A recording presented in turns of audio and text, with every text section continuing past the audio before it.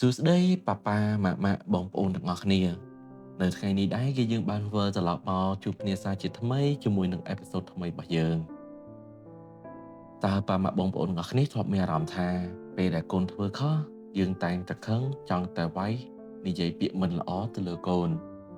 គប់អីវ៉ាន់បែកកូនគូលើជញ្ជាំងកូនបោះអីវ៉ាន់ដែលមិនត្រឹមត្រូវយើងតែងតែហាមមាត់ស្ដីភ្លាមឬក៏ប្រើកាយវិការវាយគាត់ភ្លាមតែម្ដងតែប៉ាម៉ាក់ដែលបានចាប់អារម្មណ៍មើលអត់ ប្រហែលជាពេលនោះគាត់កំពុងតែរៀនអ្វីដែលថ្មីឬគាត់កំពុងតែចង់ធ្វើអ្វីមួយសំណួរសួរថាតើយើងឆ្លើយតបទៅដោយសេចក្តីខឹងឬក៏ឆ្លើយតបដោយចិត្តត្រជាក់មានការពន្យល់និងហេតុផលទៅកាន់កូនខ្ញុំនឹងលើកឧទាហរណ៍ខ្លះៗដើម្បីឲ្យប៉ាម៉ាក់បងប្អូនទាំងអស់គ្នាបានពិចារណាថ្ងៃមួយកូនខ្ញុំគាត់មានអាយុប្រហែលជា3ឆ្នាំគាត់កំពុងតែលេងនៅមុខផ្ទះខ្ញុំបានធ្វើម្ហូបនៅខាងក្រៅផ្ទះបន្ទាប់មកក៏បានឮសូរសំឡេងពេលដែលខ្ញុំបានដើរមើលទៅកែវទឹកនោះបានធ្លាក់បែកបាត់ទៅហើយទឹកក៏បានខ្សាយនៅលើផ្លូវនិងអំបែងខ្លះទៀតទៅលើជើងគាត់ភ្លាមនោះខ្ញុំអត់មានបានគិតអីទេហើយក៏អត់ទុកយូរដែរស្រែកឲ្យគាត់និងសួរថាហេតុអីបានជាកូនមិនប្រយ័ត្នប៉ាប្រាប់ប៉ុន្មានដងហើយប៉ានិយាយដដែលប៉ានិយាយច្រើនដងហើយថាកុំឲ្យលេងកែវខ្លាចវាបែកភ្លាមនោះគាត់ក៏ស្ងៀមភ្នែកបើកធំមើលមកខ្ញុំភ័យបន្តិចចង់យំបន្តិចឈឺបន្តិចចំណុចនោះខ្ញុំក៏ខឹងមានអ្វីនិយាយបានទាំងតែម្ដងដោយខឹងខ្លាំងចង់វាយផងចង់ស្ដីឲ្យផងហើយខ្លាចបារម្ភគាត់ត្រូវនេះត្រូវនោះផងចិត្តជាឪពុកម្ដាយតែប៉ុណ្្នឹងឯងពេលដែលខ្ញុំបានមើលមុខគាត់ហើយដឹងថាគាត់កំពុងតែរៀនថាហេតុអីបានជាចោលបែកពេលនោះគាត់មិនត្រឹមតែដឹងថាកែវបែកតែប៉ុណ្ណោះគាត់កំពុងតែរៀនពីអារម្មណ៍របស់ប៉ាពីសម្លេងកាយវិការរបស់ខ្ញុំប៉ុន្តែពេលដែលខ្ញុំស្ងាត់និងចិត្តត្រជាក់មកវិញខ្ញុំក៏បានទៅជួយបោះគាត់កូនក៏លែងសូវភ័យតែទឹកភ្នែកចាប់ផ្ដើមយំតិចដងខ្ញុំបានដកដង្ហើមធំ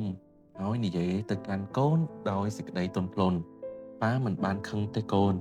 តែពេលក្រោយចូលប្រកាសថាកូនកាន់កែវឲ្យជាប់និងកុំលេងកែវទៀតតាមក្នុងចិត្តរបស់ខ្ញុំដូចជាមេឃក្រោយភ្លៀងហើយបានស្ងប់អញ្ចឹងពេលនោះខ្ញុំយល់ថា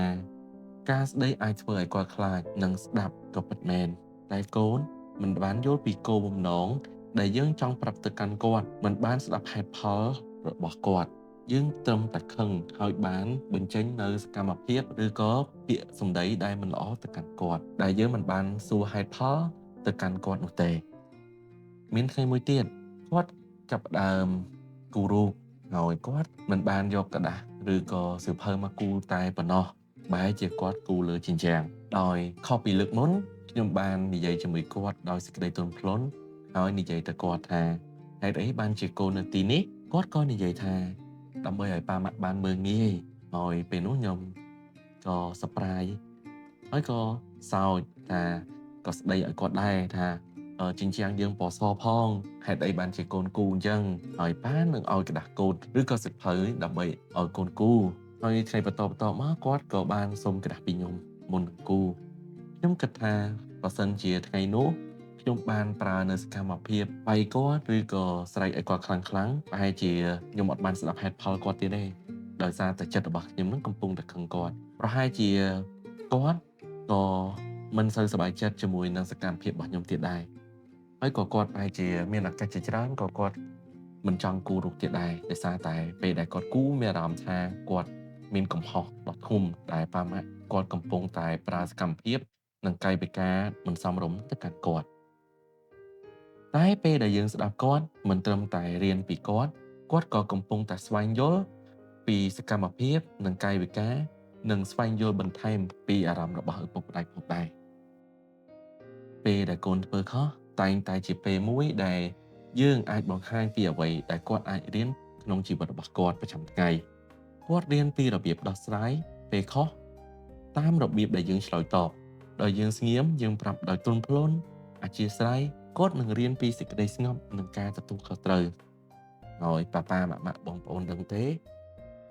យើងក៏ធ្លាប់ធ្វើខុសដែរយើងធ្លាប់បោកកែវយើងធ្លាប់ដួលយើងធ្លាប់ភ័យតែបង្រៀនកូនពីការគោរពនិងអត់ធ្មត់គឺបង្រៀនគាត់ឲ្យដឹងខុសមិនមែនចោទទេវាគ្រាន់តែជាចំណុចចាប់ផ្ដើមតែប៉ុណ្ណោះមានរឿងតូចៗប៉ុន្មានយើងអាចយកទៅអនុវត្តបានជារៀងរាល់ថ្ងៃសួរហេតុផលមុនសិនពេលដែលយើងសួរយើងនឹងបានបើកចិត្តស្ដាប់គាត់បានច្រើនជាងមុនជួយស្ដារឡើងវិញជាមួយគាត់ពេលបើសិនជាវាខូចយើងអាចជួសជុលជាមួយគាត់ឬក៏អាចកែប្រែស្ថានភាពមួយនោះឲ្យកាន់តែប្រសើរពេលយើងឃើញកូនសោយក្រោយពេលខុសនោះគឺជាភាពជោគជ័យតូចៗមួយនៅក្នុងការអប់រំក្នុងនាមយើងជាឪពុកម្ដាយប៉ាប៉ាម៉ាក់ម៉ាក់បងប្អូនពេលកូនធ្វើខុសសូមចងចាំថាមិនមែនគាត់កំពុងបំផ្លាញអ្វីទេបើសិនជាលក្ខខណ្ឌមួយដែលពុំធ្ងន់ធ្ងរឬក៏ពុំមានប៉ះពាល់ដល់អ្នកដទៃគាត់កំពុងតែសាកល្បងរៀនពីជីវិតរបស់គាត់ពីមួយថ្ងៃទៅមួយថ្ងៃការឆ្លើយតបរបស់យើងនៅថ្ងៃនេះនឹងក្លាយជាសមាសធាតុនៃអារម្មណ៍របស់គាត់នៅថ្ងៃស្អែកកុំឲ្យសំឡេងខឹងរបស់យើងក្លាយជារឿងដែលគាត់ចងចាំរយៈពេលវែងសូមឲ្យសំឡេងទន់ភ្លន់របស់យើងក្លាយទៅជាអ្វីដែលគាត់នឹកចាំពេលដែលគាត់ធ្វើខុសប៉ាម៉ាក់មិនខឹងទេប៉ុន្តែបង្រៀនខ្ញុំឲ្យស្រួលបង្រៀនខ្ញុំដោយមានទំនួលខុសត្រូវបង្រៀនខ្ញុំឲ្យចេះគោរពនិងការគ្រប់គ្រងអារម្មណ៍ពេលនោះជាវិធីដែលកូនរៀនស្រឡាញ់នៅក្នុងការដែលគាត់ប្រើសម្ដីឬក៏ការប្រើកាយវិការពីមួយជំនាន់ទៅមួយជំនាន់យើងអាចបណ្ដោះគ្រាប់ពូជមួយបានដ៏ល្អគឺចេញពីឪពុកម្ដាយដែលគាត់អាចយកច្បាមយកនៅអ្វីដែលយើងបានបង្រៀនគាត់ដោយសេចក្តីសុជីវធម៌ពុំមានអំពើហិង្សានិយាយដោយភាសាទន់ភ្លន់ផ្អែមល្ហែមនោះគាត់នឹងចងចាំនៅសកម្មភាពចងចាំនៅសម្ដីកាយវិការរបស់យើងនេះហើយគឺជាមូលហេតុមួយដែលមង្គតរបស់យើងតែងតែចែករំលែកនិងច្បិចយកនៅបទពិសោធន៍បន្តិចបន្តួចក៏ដូចជាចូលទៅក្នុងគ្រួសាររបស់ប៉ាម៉ាក់បងប្អូនទាំងអស់គ្នាអញ្ចឹងសូមអរគុណដល់អ្នកស្ដាប់ប៉ាម៉ាក់បងប្អូនទាំងអស់គ្នាយើងនឹងជួបគ្នានៅអេពីសូតក្រោយៗទៀត